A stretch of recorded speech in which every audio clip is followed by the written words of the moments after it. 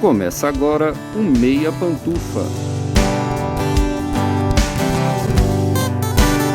Bom dia, boa tarde, boa noite, boa madrugada, pessoal! Todo mundo com os fones de ouvido porque tá começando o seu Meia Pantufa. Toda terça às 5 da tarde no seu player favorito. Eu sou o Luiz Leão e tenho aqui, como sempre, de um lado meu amigo Gustavo Azevedo. Bom dia, tarde, noite, madrugada, Gusta. E aí, assistidores e assistidoras de filmes e séries. E também, como sempre, do outro lado, meu amigo Lucas Abreu. Bom dia, tarde, noite, madrugada, Lucas. E aí, cinéfilos e cinéfilas do Meia Pantufa? Meu aniversário tá chegando e meu presente foi um episódio sobre um dos filmes que eu mais gostei na temporada de premiações passada. Todos Nós Desconhecidos, do diretor Andrew Haigh, fez algum barulho nas premiações inglesas e foi esnobado, Deus sabe por quê, nas americanas. Estrelado por Andrew Scott, para alguns o eterno padre de Fleabag, e por Paul Mescal. O filme, o Paul Mescal é eterno o quê, né? O cara que corre dos dates, sai com as mulheres e vai andar no parque e sai correndo. Ele é o novo crush, né, da internet. Ele é. Pernas de Paul Mescal. O filme fala sobre a solidão e o luto de uma maneira um tanto inesperada. Mas será que dá pra entender a esnobada do Oscar ao filme? Quais são as suas melhores características? E quais são as impressões mais marcantes que o filme deixa no espectador? Vem com a gente destrinchar tudo sobre ele. Antes de começar, você já tá seguindo a gente no seu agregador favorito? Aproveita que ainda tá começando e clica em seguir. É rapidinho e você se torna o primeiro a saber sempre que o Meia Pantufa tiver conteúdo novo. E tem outra coisa bem importante. Se o seu agregador de podcast tem um sistema de avaliação, dá uma notinha boa aí pra gente. Geralmente é um sistema de estrelas logo no começo do seu feed. Basta clicar no podcast e avaliar. Quanto mais avaliações boas, mais os agregadores distribuem o Meia pras pessoas interessadas. Mas chega de enrolação e bora começar, que hoje é dia de Todos Nós Desconhecidos no Meia Opinião.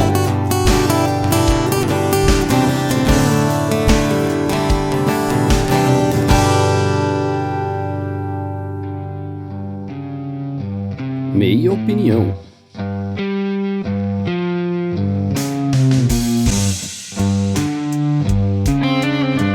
Em Todos Nós Desconhecidos, do diretor Andrew Haigh, All of Us Strangers no título original em inglês, a gente conhece o Adam, que é um roteirista de TV que mora sozinho num apartamento em Londres e conhece um rapaz do prédio dele chamado Harry, que bate na porta dele lá um dia e eles começam a conversar e se interessaram pelo outro, mas ao mesmo tempo o Adam tem questões do passado dele que ele precisa resolver internamente, no caso até meio que externamente, né, porque ele projeta pra gente as questões internas que ele tem, traumas do passado que impedem ele de viver relacionamentos sadios e de viver uma vida plena. O filme é muito mais que isso, mas assim, eu acho que é um bom resumo pra gente começar a falar sobre ele. Eu vou começar como sempre, com meu amigo Gustavo Azevedo, o aniversariante do dia, dependendo do dia que vocês estiverem ouvindo esse episódio. Se bem que, assim, a gente talvez tenha feito a conta errada, né? Porque o seu aniversário é na segunda, 15, e aí tem episódio na terça, 16. Seria um episódio mais apropriado pra celebrar seu aniversário, talvez. Mas, enfim, é só pra dar razão pra pauta, né? A gente faltou link pra pauta, e o filme tá 6 meses atrasado, então a gente junta a pauta com o seu aniversário, tá maravilhoso. Fala aí pra gente o que você achou de All of Us Strangers, por que você ficou tão feliz quando a gente decidiu tratar sobre ele aqui no podcast? Talvez a gente faz um aniversário duplo e vocês me dão mais um episódio de presente semana que vem. Olha que legal. Então tá, vou ficar quieto. Apesar que tem estreia de cinema aí, né, gente, vindo, a gente vai ter que respeitar agora os lançamentos. E vamos cumprir a tabela com o cinema. Eu fiquei muito feliz. A gente já tinha levantado a pauta de Todos Nós Desconhecidos aqui. E acabou também atropelando alguma coisa. Não sei se foi Mad Max, a saga Mad Max ou algum outro filme. Eu não tinha visto também, né? Tipo assim, ele ficou meio... Como a gente tinha perdido a janela e eu não tinha visto, ficou meio assim, onde é que a gente encaixa ele, né? Sim, encaixou. Aqui onde eu moro só chegou no streaming, né? Então, abraço. Você chegou no... e ele tá disponível atualmente na Disney Plus, né? Eu assisti lá, tá bonitinho. Falecida Star Plus. O aplicativo da Disney Plus, inclusive, tá excelente. Eu tô adorando utilizá-lo. Só o preço que tá uma merda, mas enfim. E eu assisti caído do caminhão, eu nem sabia que ele tava no streaming. Olha, mais uma pauta boa aí, ó. Disney Plus acabou de se juntar ao Star Plus. Tinha essa conexão também. Então fica esse sem ser o episódio do seu aniversário. Virou o episódio do comemoração do Disney Plus. Nossa, mais um dia. Que agora a Bella Baxter é princesa da Disney. Vocês repararam nisso? Nossa, era tudo que me faltava.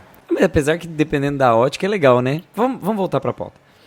Eu fiquei muito feliz da gente falar desse filme, assim, por vários motivos, mas assim, não é uma felicidade genuína de sorriso de orelha a orelha, porque é um filme bem pesado, bem triste. Eu conversei com uma amiga minha, inclusive ela falou assim, nossa, não tem filme mais canceriano do que esse.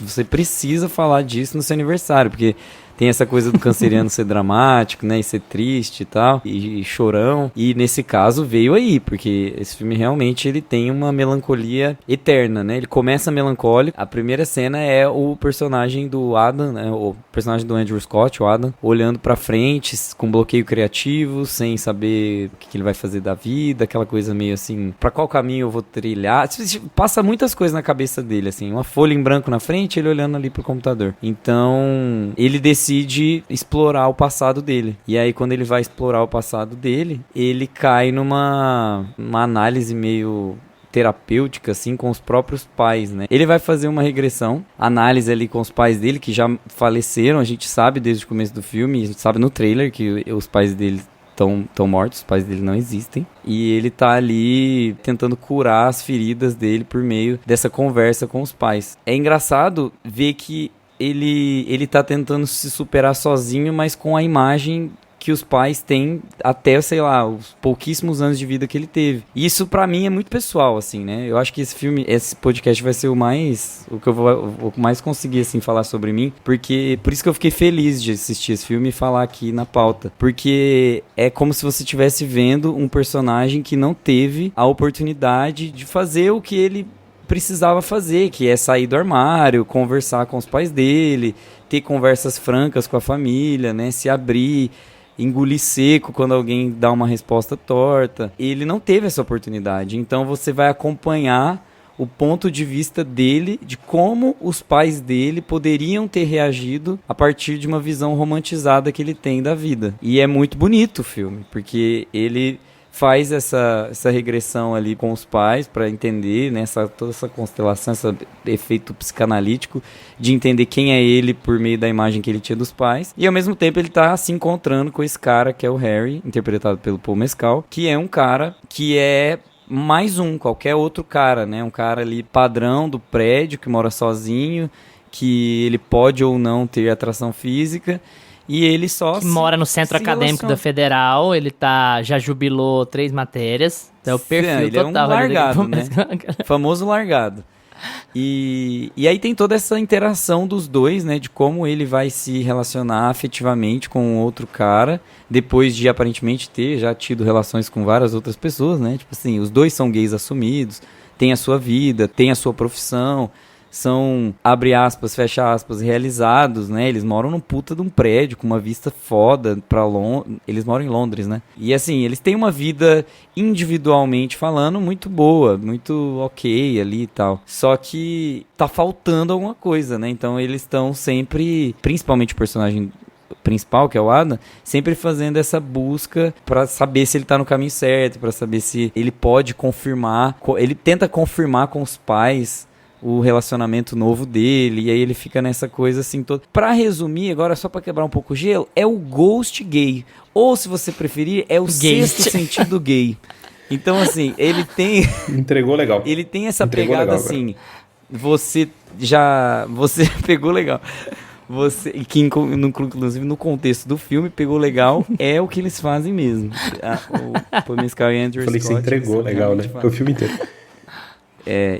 Assim, é extremamente positivo poder falar sobre filmes assim, porque apesar de a gente ter essa coisa de filmes gays geralmente falam sobre o sofrimento gay, dessa automutilação, assim, né, de falar do trauma, porque todo gay tem esses traumas mesmo, com a família, com os Mas pais. que tá também, né? Foda. Se for pra você apontar um probleminha assim, que eu acho que o filme até tem uns problemas, ele morrer no tropo da gay sofrida, né? Que é tipo assim, que é o tipo de coisa que muito diretor hétero faz. Sempre que um diretor hétero vai tratar uma história gay, ele faz isso tradicionalmente, que é um tropo muito complicado, né? Virou até o meme, eu quero ver história de gay pistoleira, de gay bandido, não quero ver história de gay sofrida mais, gente. Precisa da gay trambiqueira, da coisa. Então assim, apesar dos pesares, ele acaba morrendo meio num tropo, assim, né? Eu acho que é uma das questões, mas não tô reduzindo a sua análise do filme, só falando que ao fim e ao cabo, se o filme tem alguma questão a ser colocada, eu acho que esse é um problema também, como ele aborda. É, ele poderia ter tratado outras facetas e ele explora um pouco dessa coisa do sofrimento para atingir o efeito que ele quer, né? Ele não procura outras saídas.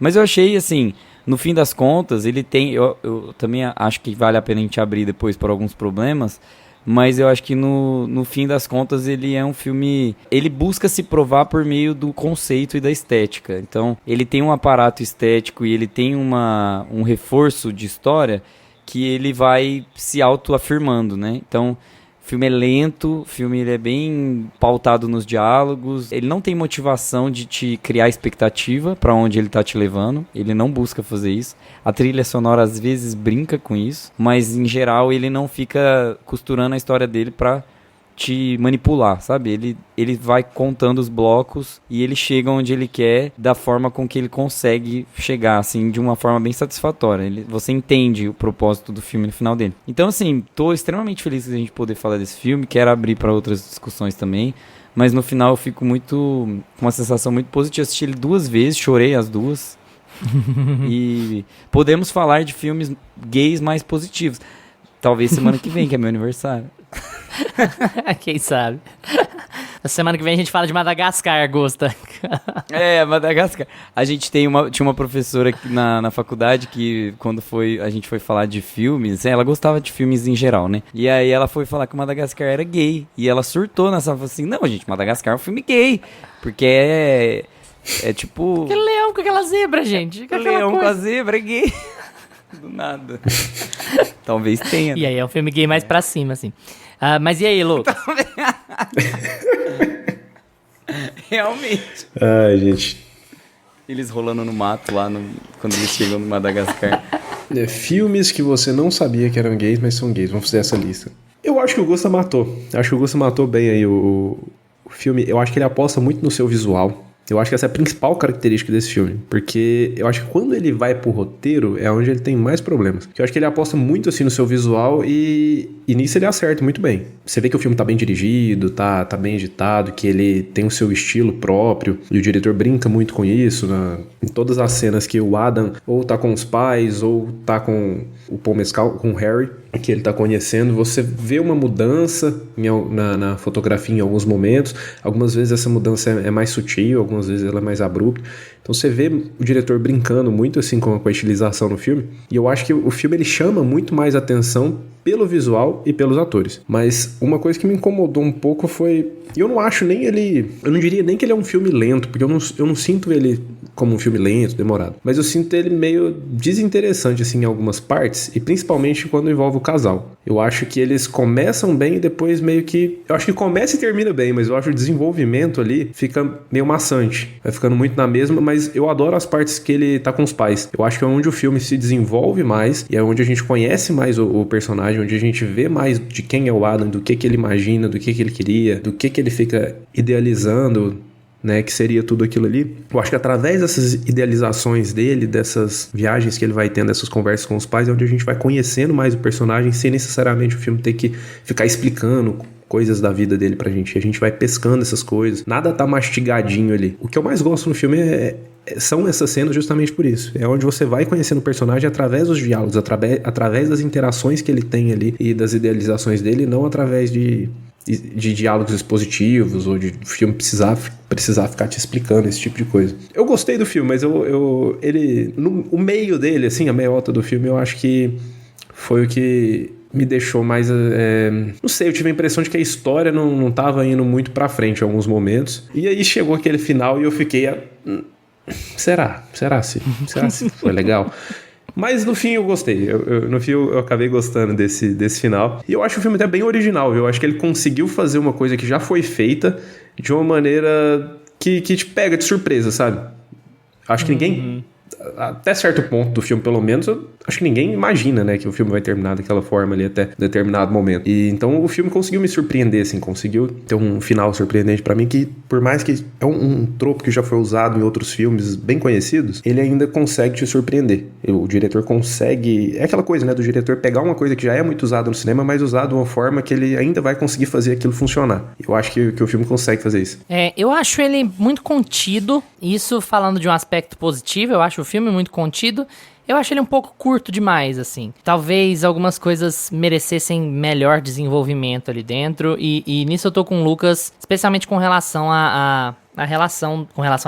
Mas é isso mesmo, do Adam com o Harry. Mas, ao mesmo tempo que eu digo isso, enquanto um espectador que tá esperando mais informações sobre aquilo, eu também entendo aonde o filme foi, no fato de ele ser curto e no fato de ele ser tão contido. Eu vou tentar ser muito cuidadoso aqui, porque eu não quero pagar de queersplaining. É tipo assim, eu não vou virar pra falar o que é a realidade do que ele está tentando fazer com os pais, ou então qual é a vitalidade da importância especificamente do evento sair do armário pra ele, porque parece um dos muitos fatores. Então, assim, como eu não vou falar do que eu não entendo, eu quero apresentar uma análise mais cosmopolita da coisa. Eu acho que o filme, evidentemente, ele tem a temática queer, muito falando em queer, usando um termo que o próprio Adam não gosta muito, né? Mas enfim, vamos usar o termo. Gay.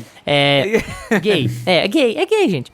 Mas assim, falando... é óbvio que a temática queer e que o fato de ele ser uma pessoa queer tem extrema relevância em como ele tá processando aqueles aspectos, mas eu acho que o filme acerta muito mais nessa visão meio Wong Kar-waiana, meio assim, do Lost in Translation da vida, que é sobre a solidão da grande cidade e sobre o isolamento da grande cidade. E aí você vai falar numa coisa que, por exemplo, o Márcio Salem falou na crítica dele, que é muito legal, sobre a individualização cada vez maior das pessoas e da nossa sociedade individualizada, de consumo individualizado, de gosto individualizado. Ela traz esse tipo de solidão e esse tipo de afastamento e esse tipo de desligamento que ele só regride dentro de um universo individualista quando você vai falar em relações afetivas com outros ou você vai falar em relações familiares.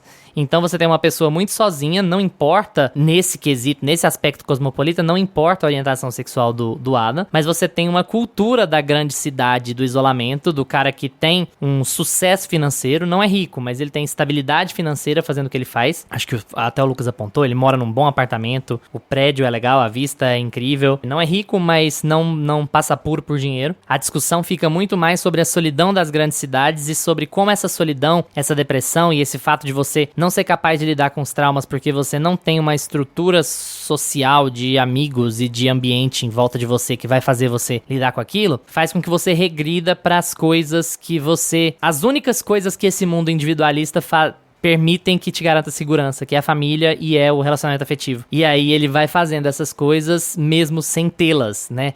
Eu acho que é isso, ele encontra uma outra pessoa sozinha e os dois são sozinhos juntos. E por que eu tô falando tudo isso? Porque mesmo achando que o filme tenha sido muito curto e que ele pudesse ter desenvolvido mais, especialmente a relação entre os dois, eu acho que é por aí o não desenvolver a relação entre os dois, porque não é uma relação. Ele procurou um afeto, ele procurou um amor na coisa mais próxima. Ele se encontrou na solidão do outro e ele não sabe muito bem o que é amor. Ele acha que aquilo é amor, porque aquilo é o mais próximo que ele chegou. Então ele tem uma conexão com aquilo, mas a conexão com aquilo advém do fato de ele ser muito sozinho, num mundo muito sozinho, sabe? Então fica aquela coisa de... Beleza, esse cara é a nova família dele mesmo? Eles viveram o suficiente pra isso? Eles têm uma conexão suficiente pra isso? Eles simplesmente vivem em realidades similares e eles acabaram escorando um no outro pra que essa construção seja feita? Então o filme, assim, vendo de um ponto de vista queer, eu imagino que ele seja extremamente triste. Vendo de um ponto de vista mais cosmopolita, ele talvez seja mais triste ainda. Porque ele tá falando de uma solidão cultural, de uma solidão social, de uma solidão do universo que a gente vive, sabe? E aí ele passa a dialogar com todo mundo. Exatamente, ele passa a dialogar com todo mundo, e como é muito difícil lidar com essa estrutura. Tanto é que a gente tem um cara de 40 e poucos anos que tá utilizando desse dispositivo, desse mecanismo de conversar com os pais que são mais novos do que ele, né, pra poder processar aquela coisa. E eu acho assim, nem sempre o dispositivo funciona, eu acho que nem sempre ele é usado de maneira legal, a relação dele com aqueles pais mais jovens, eu acho que nem sempre é 100% assim, eu não sou um fã de todas as cenas, mas em boa parte das cenas ele funciona muito bem. Até quando ele é meio estranho, até quando você entende que aquele cara tá conversando com fantasmas e tal, ele tá lidando com a situação. Eu acho que o filme é até melhor nesse quesito quando ele tá começando, sabe? Porque você entende aquilo como uma espécie do processo de um escritor tentando exorcizar os demônios por meio de uma conjectura. Ele tá conjecturando o que os pais dele teriam dito. que os pais dele teriam feito, o que os pais dele pensavam dele. Ele tá imaginando uma coisa que ele nunca vai conquistar pra tentar conseguir um consolo, um alívio na vida de merda dele, assim. Como vocês estão percebendo, o público que não viu o filme é triste pra cacete. Assim, é meio que essa pegada, sabe? Mas eu acho que desse ponto de vista ele é muito interessante e até não acho tão inovador do diretor. Eu acho a ideia muito original, a concepção do filme é muito original, isso é muito legal, porque a gente tá vivendo a era das franquias, mas até acho que o fato de ele ser contido auxilia na mão leve do diretor. Eu acho que a mão do diretor é muito leve aqui. Eu acho que ele usa recursos muito simples, muito batidos num sentido de confortáveis, né? Pra trazer um tema desconfortável com um dispositivo de storytelling estranho. Por exemplo, ele tá com a família, é tudo muito amarelado, é tudo muito quente, é tudo muito nostálgico. No apartamento dele é tudo cinza. É assim, é até muito óbvio assim, o uso das cores dele, porque ele cria esse tipo de relação de conforto. Tem até, beleza, a boate piscando, que ele tá...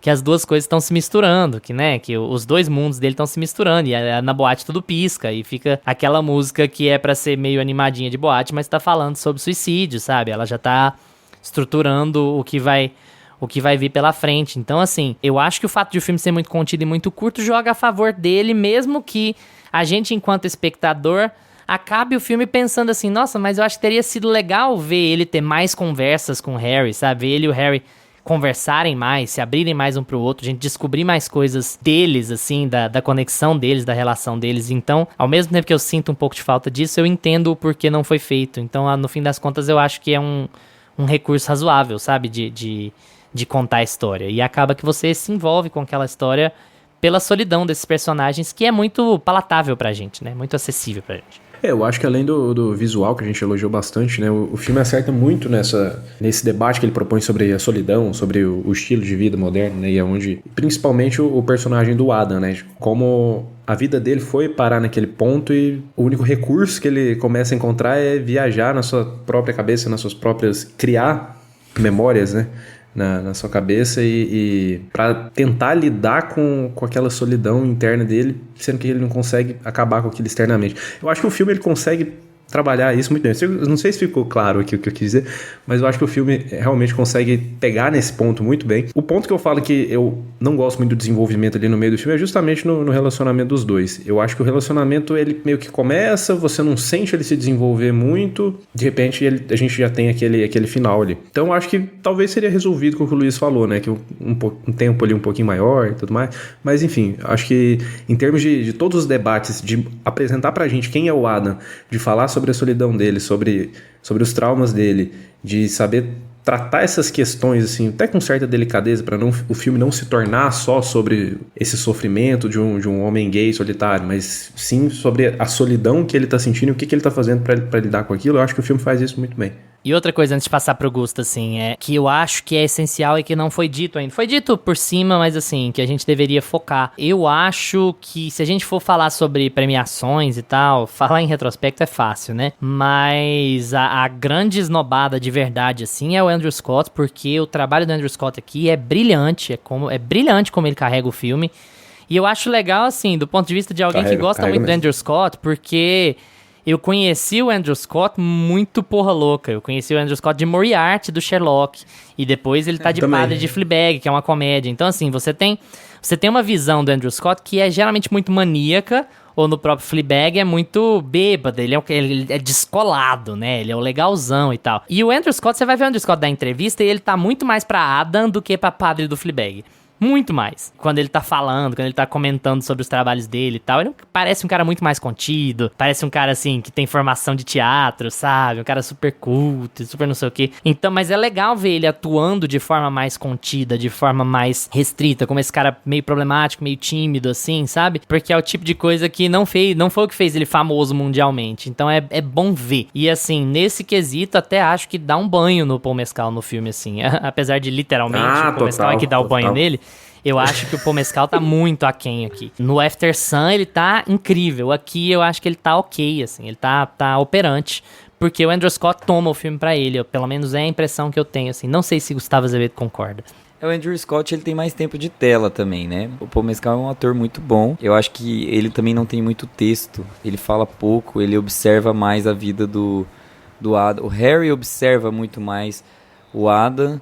E o Harry acaba tomando as decisões que ele toma ao longo do filme muito por observar a decadência do mundo gay, né? Assim, dessa tristeza que tem no fundo. Que é essa solidão, é uma solidão que é gerada pelos laços que não deveriam gerar isso, né? Então eu acho que ele vai observando e ele vai chegando num ápice, assim, de surto, que o Adam, né? Ele dá uma surtada, que o Harry fala, cara, isso não é pra mim, né? Esse relacionamento não é pra mim, essa vida não é pra mim, eu vou tomar decisões aqui que vão fazer eu mudar de rumo.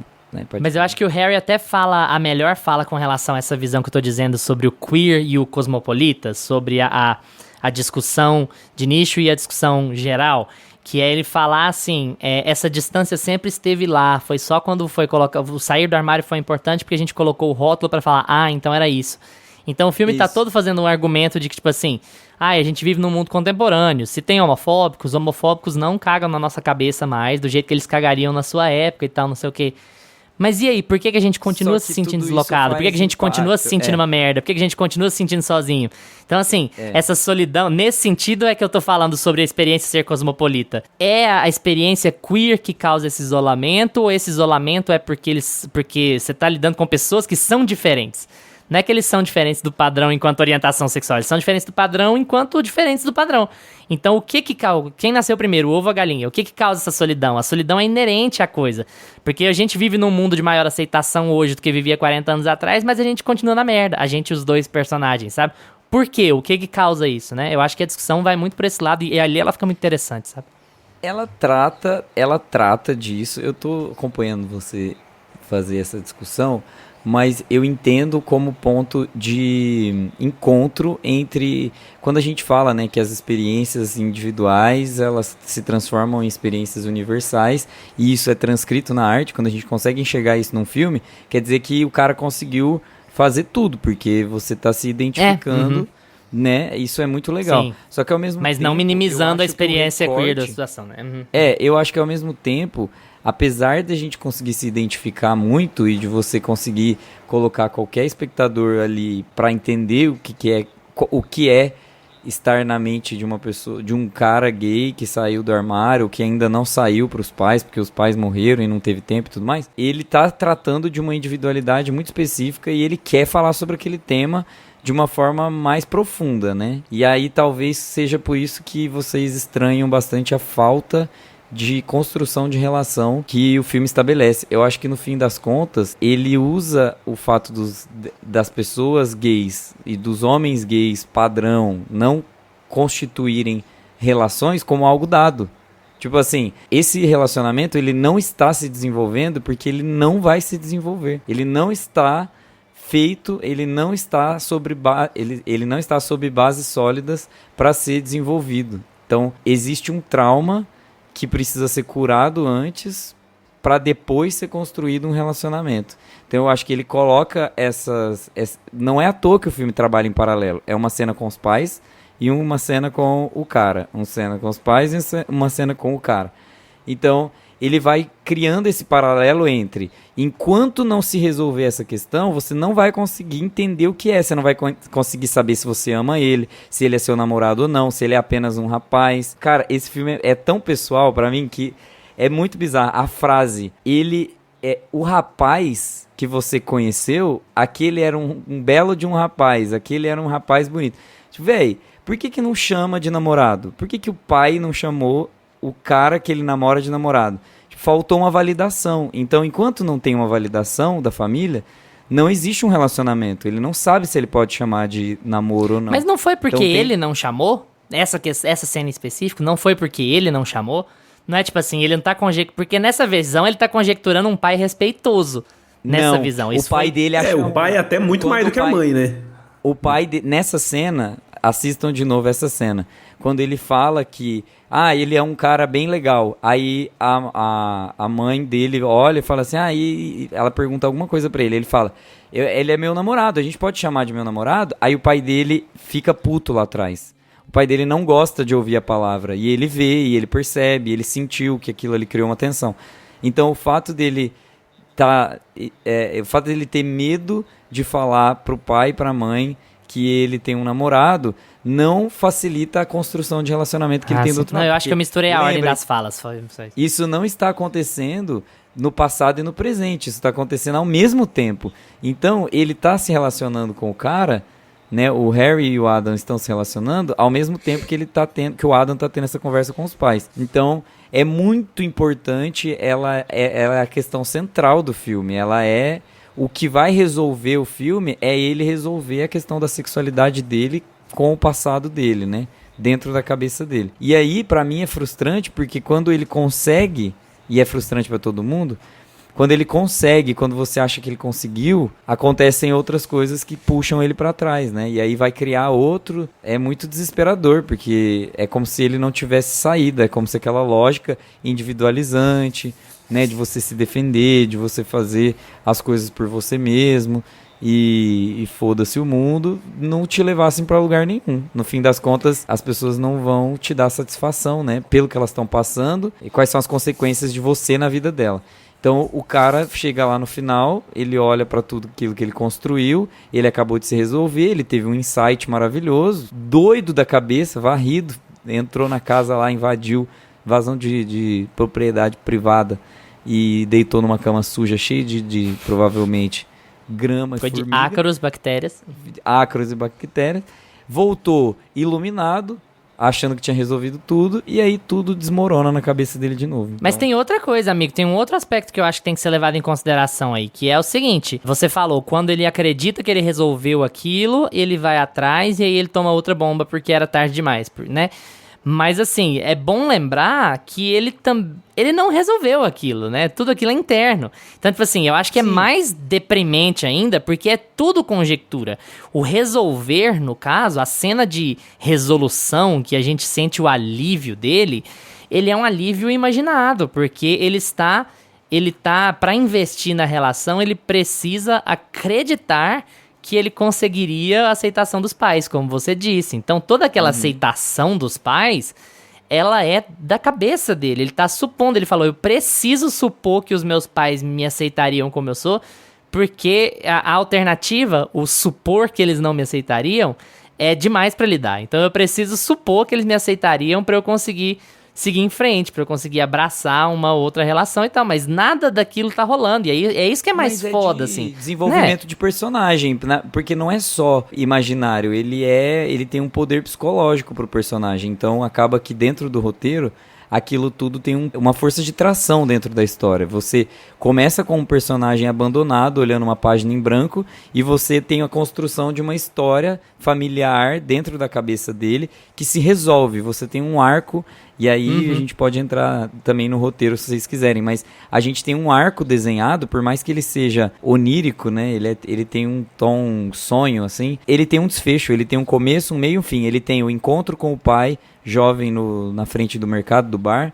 Aí ele tem o desenvolvimento dessa história toda, o sair do armário, o enfrentar a saída do armário e a resolução de, olha, a partir de agora você está sem nós, vamos soltar as suas mãos e você vai viver o mundo como ele é. Aí ele chega em casa, eita, e o mundo é muito ruim pra ele. Ele tá com um mundo muito triste, entendeu? Não é legal. Então, assim, não é legal. O mundo não é legal. Tem uma montanha mais alta pra ele escalar, né? Porque ele acabou de fazer uma flexão mental ali pra ele sair do buraco. Ele tava, tipo assim, na merda. E depois ele cai em outra. Mas a resolução é bonitinha, né? Assim, como a resolução é bonitinha. Ele tenta te deixar pra cima, assim, no mínimo de... E ele tem um fiapo, né? O fiapo de otimismo. Fiapo assim. de esperança. Uma pequena estrela. Não, principalmente antes do final mesmo, né? Ele tem isso. Eu acho que na resolução com os pais ali, né? Porque toda essa relação que ele vai tendo com os pais é uma autoanálise, né? A autoterapia que ele vai fazendo ali. Trabalhar os seus Inclusive, traumas. super recomendo, não vá pra terapia, só imagine que tudo que deu errado na sua vida continua Deixe você olhando para o teto do seu quarto. Botem medo, eu lembrei. Botem medo também, eu lembrei. Falei assim, olha, se Botem medo fosse bem feito, seria assim. Críticas. Mas não é? E Enfim, ele vai fazendo essa autoanálise, né? E essa resolução que ele tem, essa última conversa que ele tem com os pais, é onde eu sinto essa faísca de esperança que o filme deixa, né? De um pouco de otimismo ali. Porque é meio que ele olhando pra ele e falando, olha, não tá certo, eu não vou conseguir lidar com os meus problemas sozinho desse jeito, só olhando pra dentro e imaginando situações hipotéticas. Não é assim que eu vou conseguir resolver tudo, enfrentar e ter um relacionamento de verdade. Então é meio que ele falando, olha, beleza, foi legal até aqui, eu acho que eu tava precisando disso, mas eu entendi que não é isso que vai resolver pra mim. Eu entendi que eu tenho que enfrentar esses problemas de uma forma mais... Eu tenho que externalizar isso e não ficar só remoendo dentro de mim o que poderia ter acontecido pra me validar. Então meio que eu acho que a conversa, ele consegue, ao mesmo tempo que ela consegue ser emocionante, meio, e ter essa pegada mais otimista, inclusive eu acho que ela tem essa pegada mais otimista justamente por isso, né? Porque ela é meio que o personagem se entendendo, né? E falando, olha, tô até passando dos limites com isso daqui, eu acho que já deu. Não, eu acho linda, eu acho muito importante pro filme, muito relevante. Eu até não quis dizer que ela não é legal. Eu quis dizer justamente assim, que eu sinto um pouco de depressão nessa cena, mesmo nessa cena, eu sinto um gosto agridoce na boca com essa cena, porque ela justamente porque ela é uma autorreflexão, entende? Justamente porque ela é muito bonita, mas assim, a gente tá lidando com um escritor. Tudo bem, ele vai dizer que ele tá num surto? Vamos dizer que ele tá num surto então, mas a gente tá lidando com um escritor. É um escritor botando palavras na boca dos pais, entende? Ele precisa botar palavras na boca dos pais para poder lidar com os próprios demônios. Então, para poder seguir em frente, ele está imaginando um cenário favorável a ele, mesmo nessa cena, entende? Então é por isso que eu acho que é agridoce. É uma cena muito bonita, muito legal, mas ela tem esse gostinho amargo atrás da boca, assim, de, sabe, beleza, é bom que eu fico legal, acho legal que você tá indo pra frente e tal, mas você também está tendo uma visão muito otimista de que, eventualmente a minha mãe e o meu pai me aceitariam como eu sou e eles me falariam pra ir atrás do meu amor, seja o meu amor de qual forma que ele assuma, sabe? Enquanto o personagem do Paul Mescal, que é o cara que tem os pés no chão, o Harry, que é o cara que não tem as alucinações, ele já te dá uma realidade muito mais seca, que é a realidade assim, os meus pais estão ok, assim, eles me aceitam, é ok, mas pra ele não significa grandes coisas, tá? Me aceita, mas e aí? Mas eles olham pra mim como uma pessoa, como parte da família? Ou eu acho que tem um pouco aquela coisa assim, ele é um cara que se exclui, mas ele é um cara que não gosta dessa exclusão, ele quer que alguém chame ele de volta, ele quer que a família chame ele de volta. Ele fala, eu sou excluído mesmo, porque é assim que as coisas são, é assim que a banda toca. Meus pais me aceitam, mas eu sou isolado. Então, é uma tendência muito comum, e que inclusive, de novo, talvez, eu não digo que eu estou tentando silenciar o tópico queer, pelo amor de Deus, mas que também é muito acessível e independente disso. Que é uma questão assim, você se afasta, tem muita gente, independente da orientação sexual ou do credo, hoje em dia com religião e com política isso tem sido muito mais forte, inclusive, que a pessoa se isola porque ela quer ser chamada de volta, ela se isola porque ela sente que ela não é parte daquilo, mas ela quer ser chamada de volta, ela quer essa resposta, esse carinho, esse abraço. E quando ela não recebe, por N motivos, seja porque a pessoa acha, não, ele tá se isolando porque ele quer, então eu vou respeitar o desejo dela, ou seja porque a pessoa... não, eu não gosto do jeito que ele vive, então ele que viva pra lá. Seja um motivo positivo ou negativo, muitas aspas aí, é um ciclo ruim, sabe? O isolamento que causa mais isolamento, que causa mais isolamento. E tudo que a pessoa quer é o abraço, é o conforto, é o carinho, é o vem pra cá.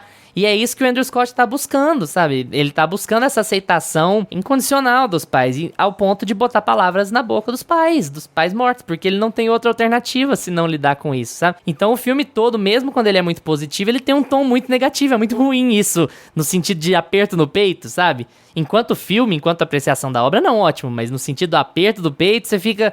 Cara, é tudo tão triste, é tudo tão merda, porra, que bosta, sabe? Você vai ficando...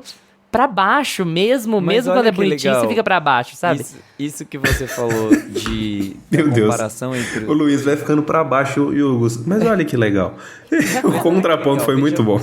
Veja pelo lado positivo, ficar pra baixo. Porque assim, o personagem do Andrew Scott, o Adam, ele tá ali pra mostrar como o incômodo, como a busca por se resolver e a busca por ir atrás dos seus demônios do passado acabam trazendo um movimento para a vida, acabam trazendo uma pulsão de vida, uma vontade de descobrir o que está dentro de você, no sentido de estar ali, presente, entendendo quem é você, por mais que aquilo Preciso não me resolver porque eu quero viver. porque eu quero viver, eu quero sair disso, eu quero encontrar outros caminhos, eu quero olhar para uma página e conseguir escrever alguma coisa, eu quero transformar isso tudo que está dentro de mim em alguma coisa além do que é isso. Tipo, eu quero ressignificar. E aí ele usa a autoescrita como uma forma de... Nem sei se isso pode ser chamado de autoescrita, né? Pela psicologia e tal. Mas, tipo, ele usa esse processo dele de entender o passado como algo potencializador de vida, enquanto o Harry se nega a acreditar na força que aquilo tem pra ele, na força com que a infância, a adolescência e a vida adulta e todo esse passo a passo de ser um cara gay, sair do armário, estar hoje no mundo, afeta de fato ele. Porque se ele fica com um cara, conquista um cara e quer ficar com ele na primeira noite que eles ficam, passar a noite e já conviver, e já apaixonar, e já continuar, quer dizer que ele tá buscando alguma coisa, mas ao mesmo tempo ele não sabe o que é essa coisa. E aí ele fica super confuso, porque ele entra em negação. Quando a pessoa fala que não, eu não quero não, eu quero só... E você pode ir embora e você vai lá pra sua casa. Ele entra num estado de negação e ele vai retroagindo a forma com que ele vê o mundo. Ele olha para esse mundo individualizado, todo que a gente está falando, que é o grande tema, né? Para esse mundo individualizado, esse mundo escroto, esse mundo que cria traumas, que cria problemas para as pessoas, e fala assim, cara, eu não quero viver essa vida, eu não quero ter que passar por esses problemas. Eu queria te fazer uma pergunta, por conta de como você argumentou, sobre Só um por momento muito queer. particular do filme. Não, por conta de como você argumentou, sobre um momento muito particular do filme. Fica essa coisa que eu tô falando sobre um ponto de vista queer que é transportado para um ponto de vista cosmopolita. Seja porque o diretor espera que a gente seja empático, não importa se a gente é minoria política ou não, a gente tem que ser empático com a história, ou por N outros motivos. Quando a mãe dele fala pra ele assim, as pessoas dizem que é uma vida muito solitária, e a resposta que ele dá é assim, não, isso não existe. Se eu sou solitário, não é porque eu sou gay. Como que você interpreta o que ele tá falando? Você acha que ele tá mentindo pra si mesmo? Você acha Ele que, tá mentindo. você acha que esse é o assunto, que esse é o ponto de vista cosmopolita da coisa, que eu estou falando sobre experiência queer, mas eu também estou falando sobre solidão de modo geral, ou ele não acredita naquilo? Tipo assim, como que vocês leram essa conversa? Ele assim? não quer pôr o peso na mãe, né? Ele não quer colocar, tipo, ele não quer falar pra mãe dele que ele é uma pessoa sozinho, que ele vai viver uma vida sozinho. Mas ele acaba falando, né? Fala assim, se eu sou solitário, não é porque eu sou gay. Ele tá dizendo pra ela, olha, eu me ajuda, me salva, sabe? Mas é uma forma de dizer, tipo assim, todas as pessoas hoje em dia são assim, essa visão mais cosmopolita. Mas no fim das contas é porque ele não quer culpar os pais pelo movimento de ser uma pessoa gay. Então eu acho que ele tá muito traçando o caminho em salvar a relação deles, muito mais do que se defendendo, né? Tipo assim, eu sou sozinho e todo mundo é sozinho.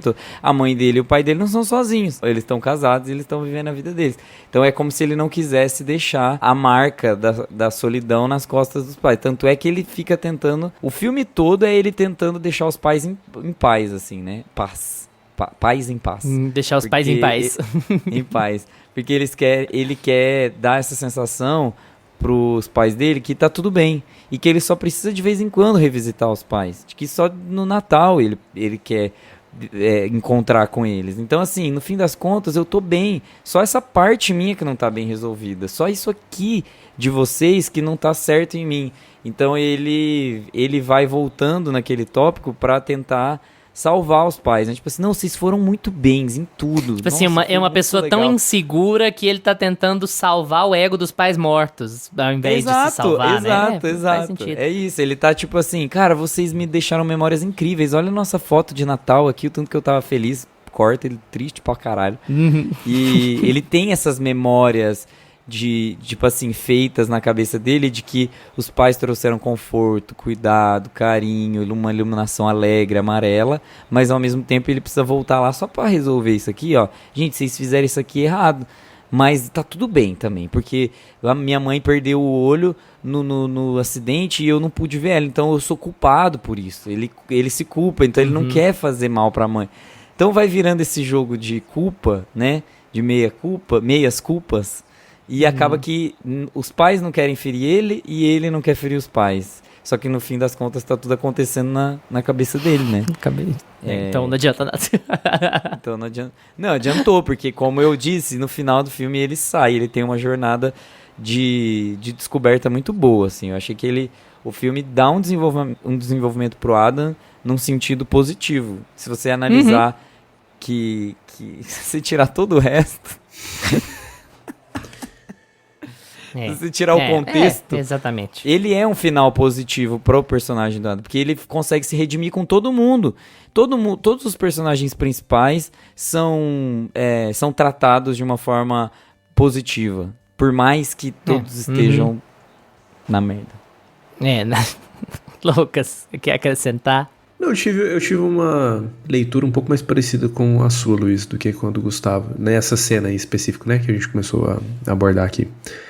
Pra mim que tinha ficado meio claro nessa cena, que pra ele o problema não era a sexualidade dele, que estava ligada necessariamente, estava atrelada necessariamente à solidão dele, sim, a personalidade dele, pra onde ele levou a vida dele, o estilo de vida moderno, enfim. Mas eu acho que o Gusto me fez mudar de opinião aqui também. Porque eu acho que faz total sentido. Eu acho que, na verdade, o filme tenta trazer as duas coisas, né? É até, ele brinca, sei lá, é meio difícil saber. Eu acho que essa é uma questão até mais pessoal, assim, que o filme traz, né?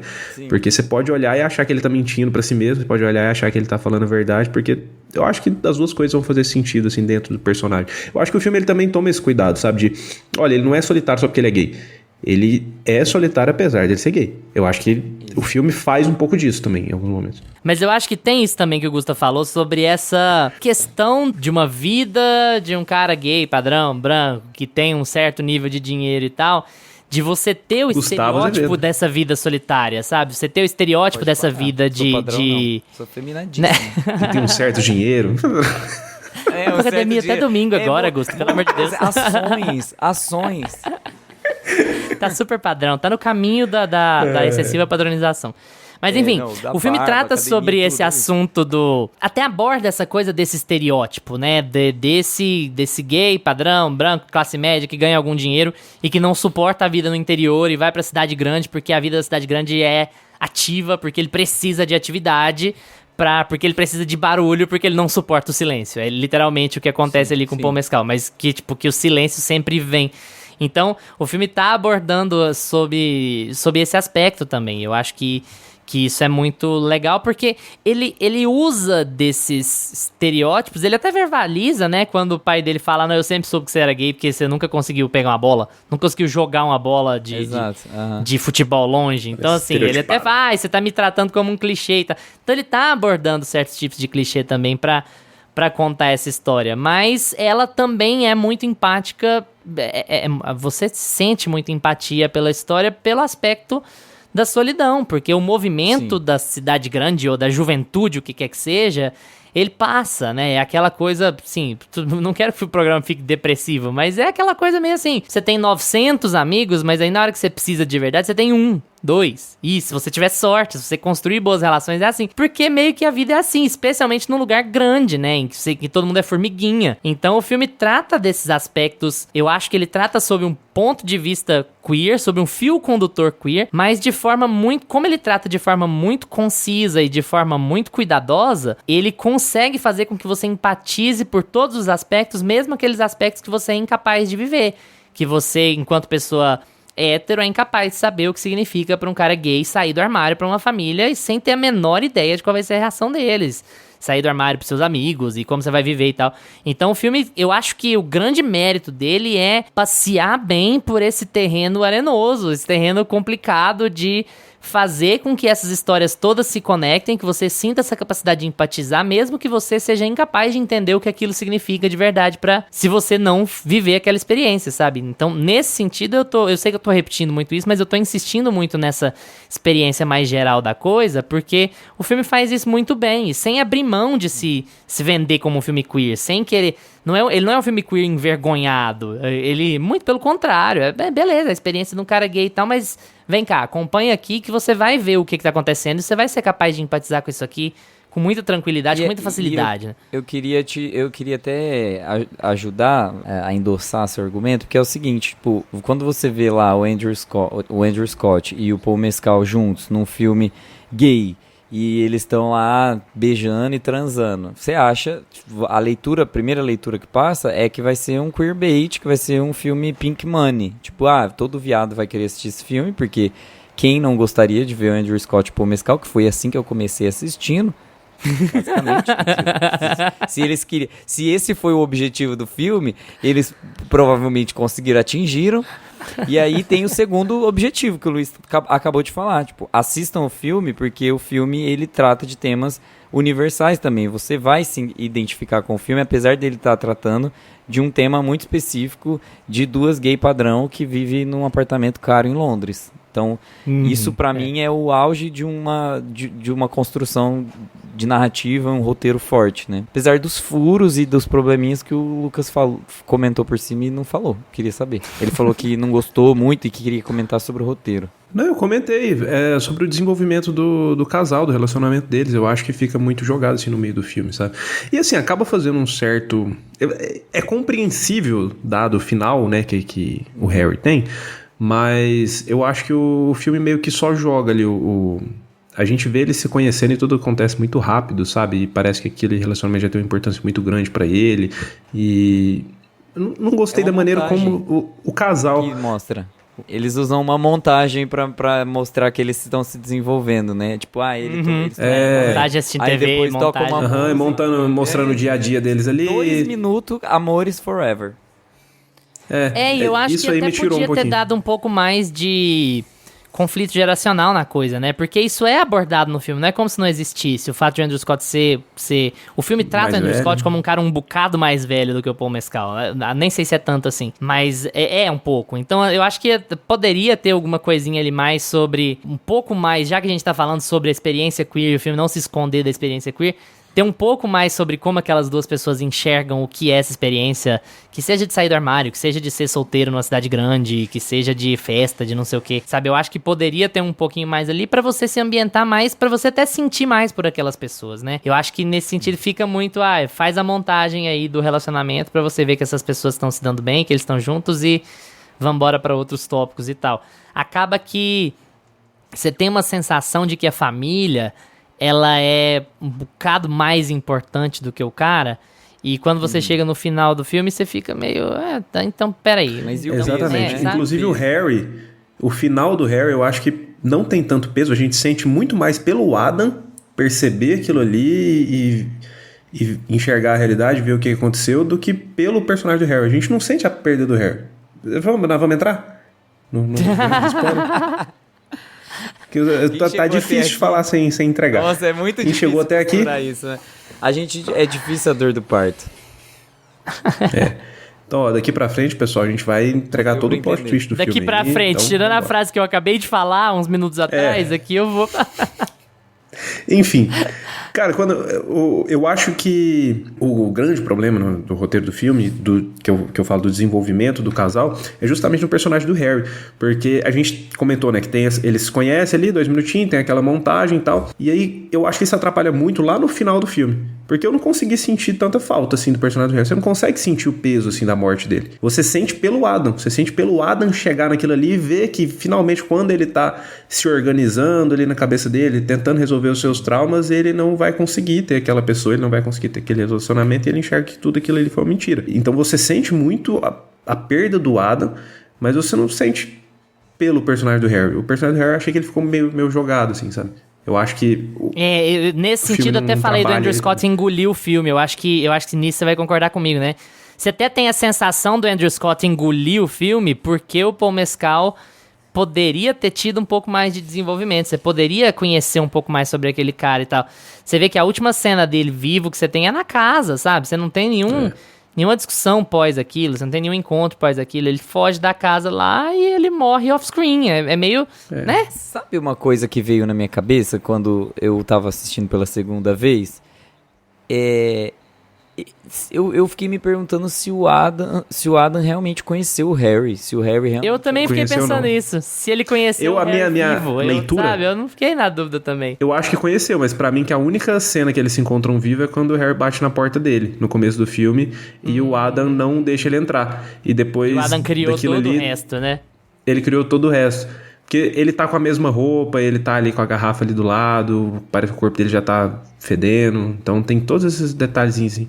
Nossa, eu também pensei um pouco sobre isso, porque quando o filme brinca com o real, você fica assim, mas o quanto do filme é real mesmo e o quanto não é, né? Mas aí, porra, aí o filme fica ainda mais depressivo do que era. Vamos com a versão mais linear mesmo. E aí você para pra pensar... Porra.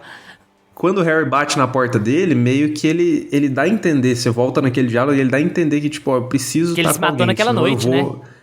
Senão eu vou fazer uma coisa ruim comigo, eu tô me sentindo sozinho, eu preciso estar com alguém. Meio que o Harry tá falando isso pro Adam. Nossa, e tem umas cenas que, tipo assim, mostra ele... A cena do metrô, que mostra ele perseguindo o Harry, o Adam perseguindo o Harry e não encontra. Aí ele some, então como se eles não se conhecessem, como se eles tivessem se visto no prédio, mas não tem uma relação, então tem esse detalhe. E tem a cena da casa, né, que é uma cena que, quando eles vão pro final lá da casa, a última cena da mãe e do pai, que ele leva o Harry junto, e aí o Harry vai embora depois. Então assim, é como se ele estivesse dando o motivo do suicídio dele pra ele mesmo, tipo assim, eu sou o culpado do cara ter se matado. Tá pegando mais esse fardo pra ele, né? Mais ele esse já fardo pra pega ele ali mais um trauma. Exato. Uma pessoa muito tranquila, o Andrew Scott. Um cara muito de boa, assim. Ele tá muito bem da cabeça. Peraí, uma coisa que a gente ainda também não falou é Claire Foy e Jamie Bell como os pais, né, do Adam. E o Jamie Bell, ele é o Billy Elliot, do filme lá de 2000, que é de gay também. Então, assim... Parabéns. Não, eu conheço ele pelo Iluminadas lá da Apple. Mas ele é o menininho do Billy Elliot. Você linkou o multiverso gay.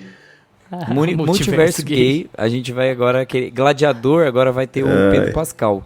Então vai ter o Pedro Pascal e o Paul Mescal junto de Gladiador. Tipo, gente, se isso não for um filme gay, pra mim eu não sei mais o que é que dá pra imaginar sendo gay.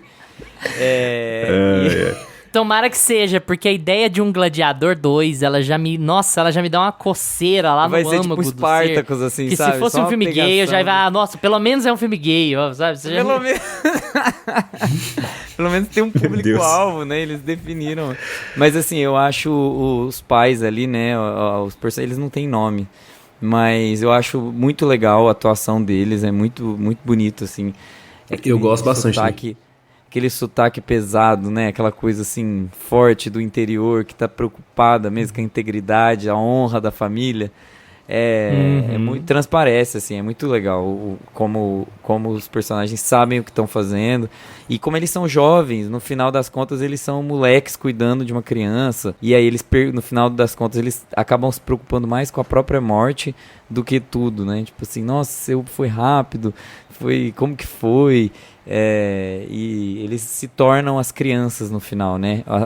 Os protegidos, os delicadinhos da coisa toda. Então é muito legal ver essa transformação assim no acting também. Muito, muito legal. Eu gosto muito do elenco desse filme.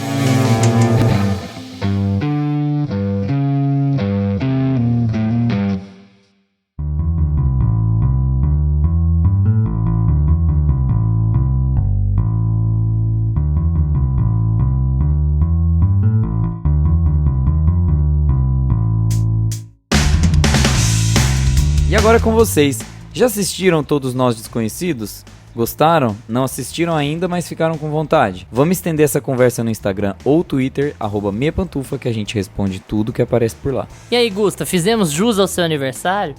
Nossa, muito, gente, parabéns. Agora, próxima semana, um filme bem feliz, tá? Não quero ficar feliz. Já falei, Madagascar. Meu malvado favorito 4, vai ser o filme mas aí não é gay. Talvez. Enfim, vamos pegar a interpretação. A gente vai destrinchando por que Meu Malvado Favorito é um filme gay. E a solidão do grupo.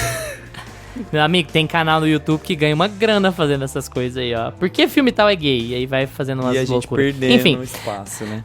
Valeu pela atenção de vocês. Tchau, Gusta. Tchau. Tchau, Lucas. Tchau, galera. Lembre-se de seguir a gente no seu agregador de podcasts preferido, seja ele Spotify, Apple for Podcasts, Deezer, Amazon Music. E agora a gente tá também no YouTube, então se essa é a sua plataforma favorita, dá uma passadinha lá, porque todos os episódios já estão disponíveis em áudio. Terça-feira que vem a gente tá de volta com mais Meia Pantufa pra vocês. Tchau! Este podcast conta com locuções de Carla Leão e Lucas Meleiro e edição de Luiz Leão.